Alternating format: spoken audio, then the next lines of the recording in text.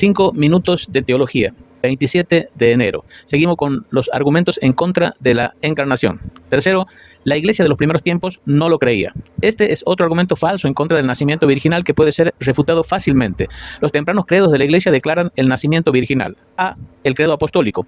Este data del siglo II. La palabra credo viene del latín credo, lo cual significa yo creo. Estos credos vinieron primero en forma oral y luego escrita. B. El credo niceno. Este pertenece al siglo IV, cuando Arius dijo que Cristo era un ser creado y no el Hijo desde toda la eternidad. Un concilio fue convocado para establecer el hecho de que Cristo, pese a haber nacido de una virgen, ha existido eternalmente con el Padre. Fue llamado el Concilio de Constantinopla, 381 después de Cristo. Este concilio también hizo referencia al hecho del nacimiento virginal de Cristo. C. El Te Deum Laudamus. Este fue un antiguo himno preservado por la iglesia que prueba que la iglesia de los primeros tiempos creía en el nacimiento virginal de Cristo. Cuarto argumento es contra las leyes naturales. Ante este argumento contra el nacimiento virginal, nosotros replicamos que ciertamente es contra las leyes naturales, porque este no fue el nacimiento de un mero bebé, sino el nacimiento del Hijo de Dios en carne humana. ¿Tomaría usted tiempo para considerar que este debe haber sido el único medio por el cual Dios podría haber venido en carne por el nacimiento virginal?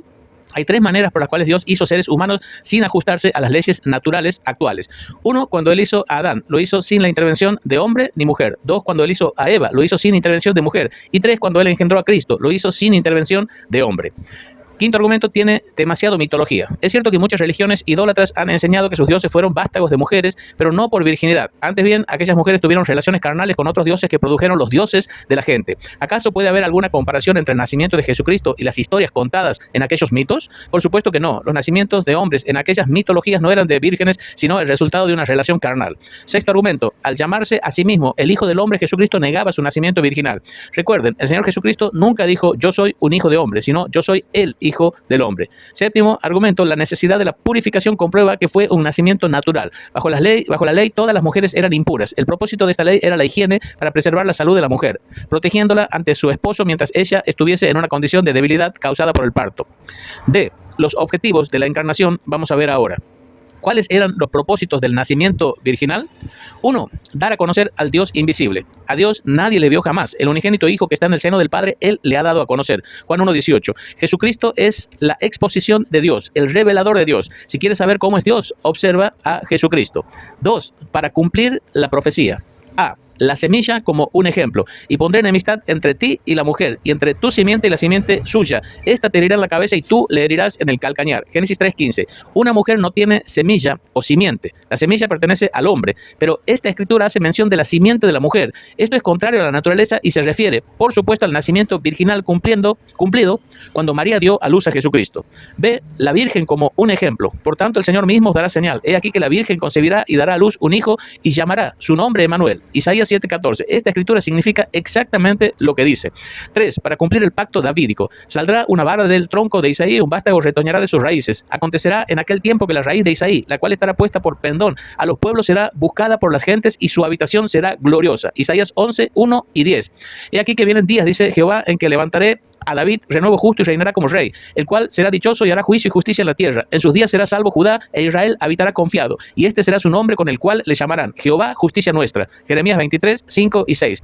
Varones hermanos, se os puede decir libremente del patriarca David que murió y fue sepultado y su sepulcro está con nosotros hasta el día de hoy. Pero siendo profeta y sabiendo que con juramento Dios le había jurado que de su descendencia en cuanto a la carne levantaría al Cristo para que se sentase en su trono, viéndolo antes habló de la resurrección de Cristo, que su alma no fue dejada en el Hades ni su carne vio corrupción. Hechos 2:29-31, 1 Samuel 7:4-17 y Lucas 1:32 y 33.